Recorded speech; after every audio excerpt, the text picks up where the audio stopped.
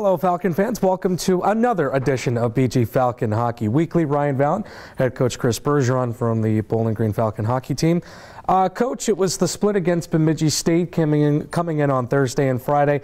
We'll start on the Thursday game. It was probably not the best effort on your team, down 2-0, and then getting one back, down 3-1, and then a late push in the third period, but ultimately not enough. Yeah, we got jumped pretty good. Full credit and marks to Bemidji State.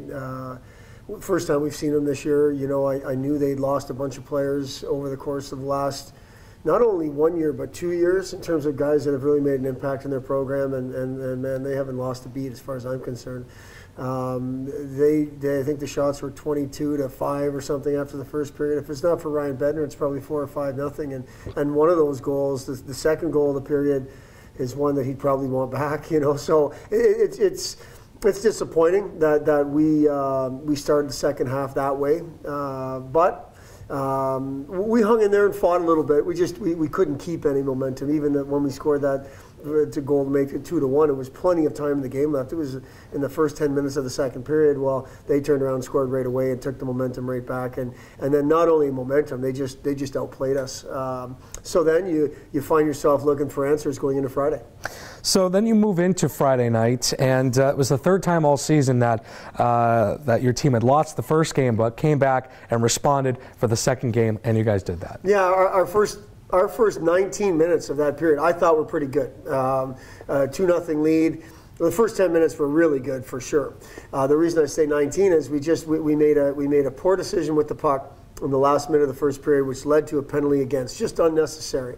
Poor kind of situational management on our part, and give up they scored a power play goal under 10 seconds to go in the first period, and that momentum unfortunately carried over, and we were chasing them around for a bit, and we hung on. I mean, going in the third, up 2-1, we want to kind of skate away from teams a little bit, and that's not what happened. They pushed really hard, and we basically were holding on over the course of that period. And Ryan Bednar was really good, as he's been. But you know, hopefully it was a good wake-up call that we've got a target on our back, and we need to play the game a certain way to give ourselves a chance. And you know, we found a way to win, so that's great. You want to learn things from winning, but we've got to get back playing the way we're supposed to be playing.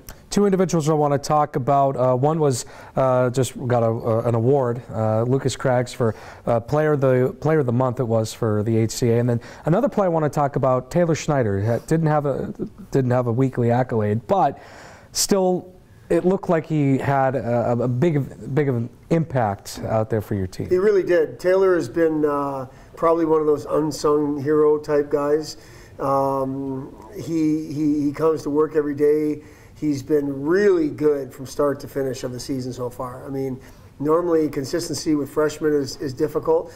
He's found a way to be consistent. He's probably one of our best face-off guys night in, night out, and for a freshman, that's pretty good. He plays on the power play. I've tried him on the penalty kill in the past, which I know he can do. He plays on a line that we count on. He's just been really good for us, and you know, I'm glad you bring him up because he's a guy that I don't think gets a lot of attention, and he deserves it.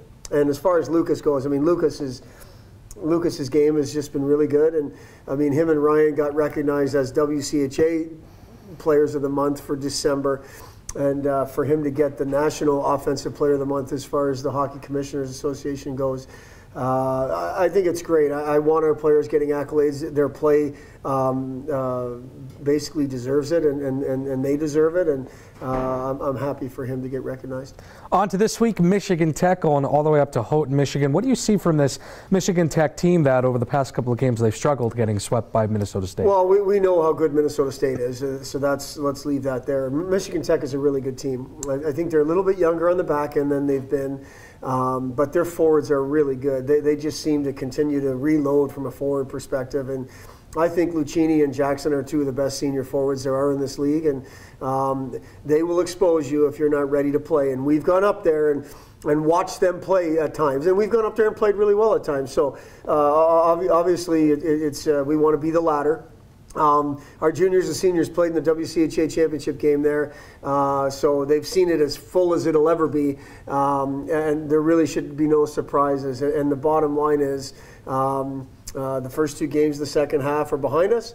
We've got 14 to go. That starts Friday night in Houghton, and we need to get back playing the way we're supposed to be playing.